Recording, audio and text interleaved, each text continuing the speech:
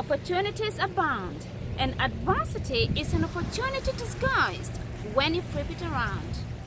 It's my father who first taught me that adversity has no roots. It is a stepping stone, and I believed him. That said, adversity can have serious implications for those who suffer when it's left unchecked. El Bagan, a most beautiful place where I grew up, surrounded by community, farm animals, and neighborliness. It is the place where I first learned the values of community and belonging. My country, my community, my people. As a child though, my life was riddled with challenges. Serious illness. The sad days when I'd feel something warm, wet and wiggly in my undies and I'd start jumping up and down in fright and screaming for help. It's having to bear the pain and discomfort of bleeding toes. The silly days when we couldn't afford shoes. And for a child with chronic tummy issues, my agony often woke us up in the thick of night. Take me to the toilet now!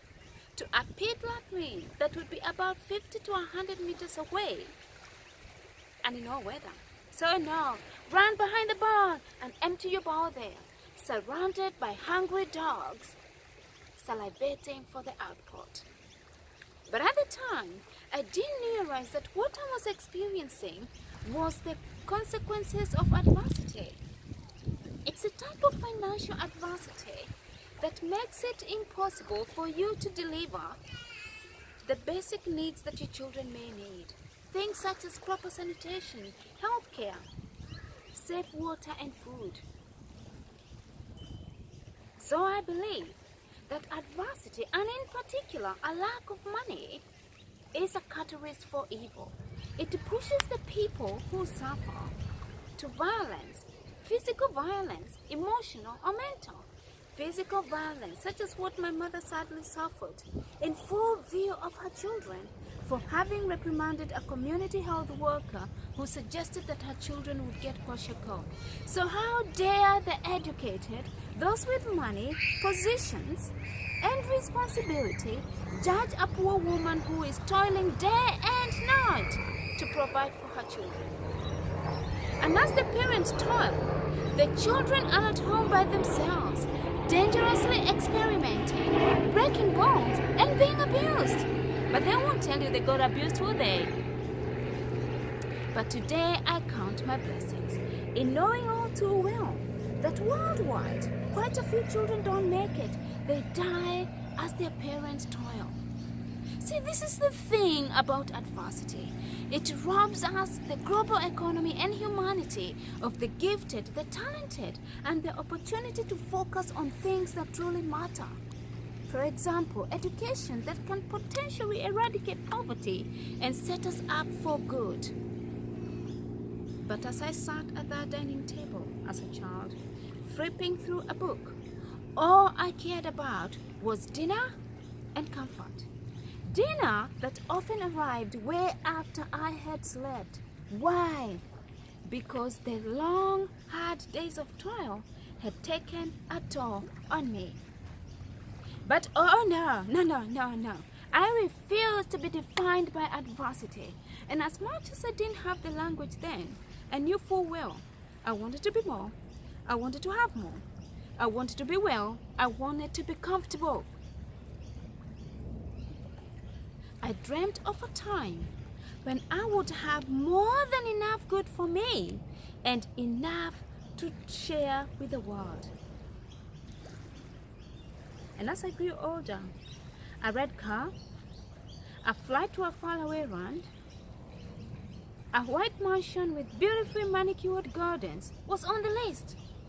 I refused to be defined by adversity. But because of adversity, I became full well aware that bad times do pass,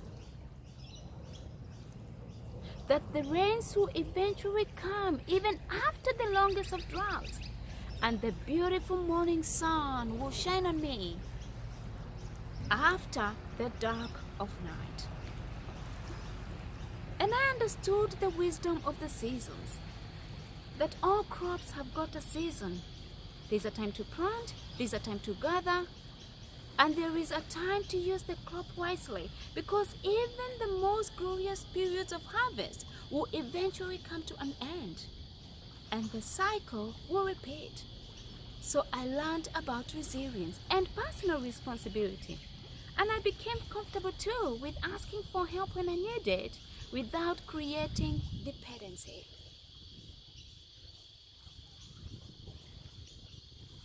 I learned, and this was very refreshing to learn, that the thing that we seek is always seeking us, and it's within our reach.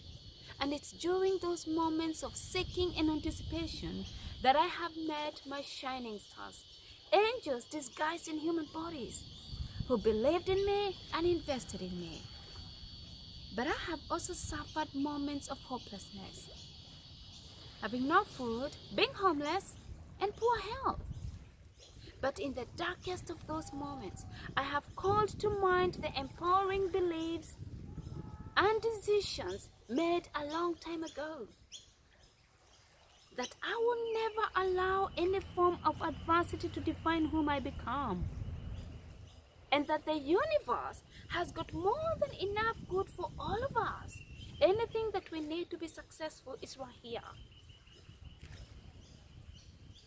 and that abundance is my birthright.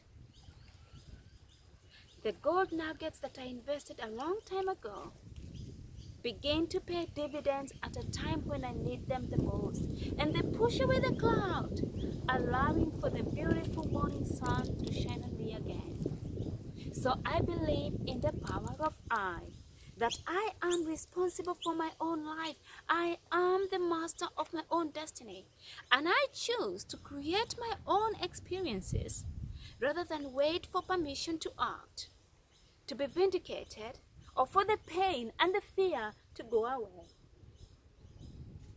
Because experiences have taught me that what we focus on is what we get, and what we focus on expands. So I choose to focus on the results I want for my life, taking small actions every day towards achieving my goals. And I know full well it takes determination and perseverance. But as the bearer of my own mission, I have the responsibility to deliver on it in spite of the obstacles that I may face.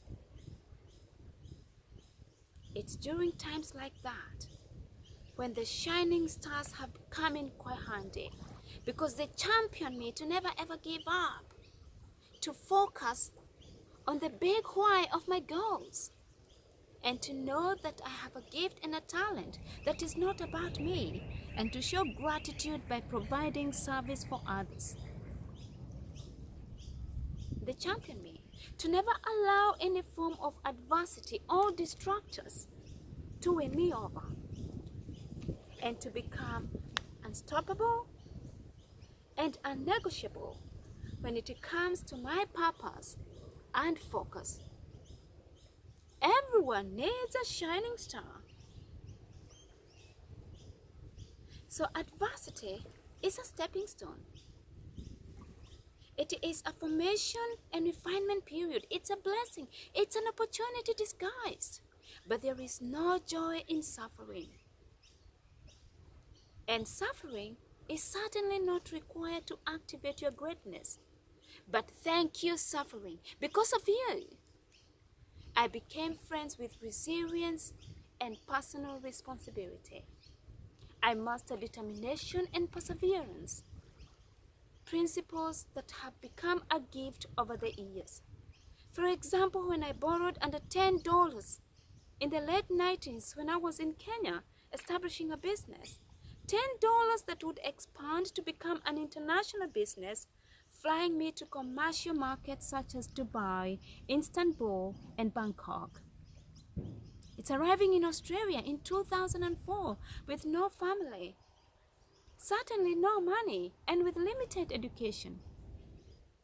And to pursue university learning, finish my degree whilst living in community housing, thanks to the fire that rendered me homeless, and to properly qualify with a business degree awarded by Monash University.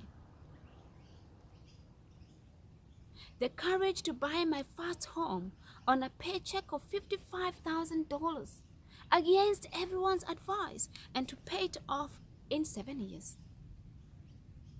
It's the principles that carried me through during a difficult employment period to enjoy the glorious moment when more than 40 leaders of a large Australian organization graduated from a program that I designed, I developed and implemented in partnership with Australian Graduate School of Management. A glorious moment in knowing that because of my desire to advance others and the principles I live by, I delivered a service that would create transformation and enhance outcomes for those who suffer. Learning for the greater good. Publishing 2 books that are being read across the globe and igniting the conversation around language, experiences, beliefs, and values. I am Jedy Karanja. I am the CEO and founder of Jedy Karanja Coaching Practice. I'm based here in Australia and I'm ready to serve across the globe. So over to you, my listener. Why would you want to overcome adversity and thrive for good? It really is simple. Because the universe needs you, your gifts, your talents, and your services, as they do mine. But for me personally, it's also because of the decisions that I made a long time ago, that I was never going to allow adversity to define whom I become. And I'm not done yet. Because I know that it is the nature of life to always want to grow, to expand, to become more. And as long as I have life within me, I will go with the flow of nature. Because you see, I am ready to receive more good than I have ever imagined, experienced, or realized in my life. So over to you, my listener. Who are you? And whom are you committed to becoming? What are the major goals you have for your life, for you, for your family, and for the community? Because you see, today I am a CEO, but I was also the child who was infested with worms and staring at a very bleak childhood.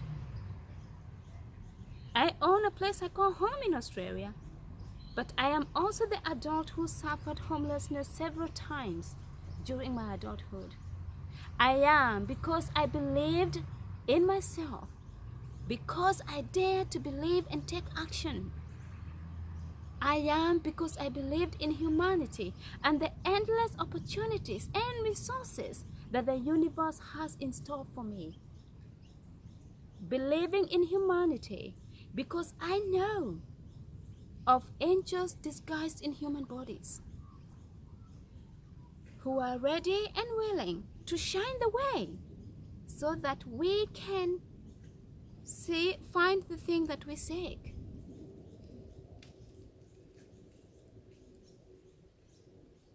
And they are everywhere you look. You can become someone's angel and be guided by one. Whose life would you be willing to impact for good?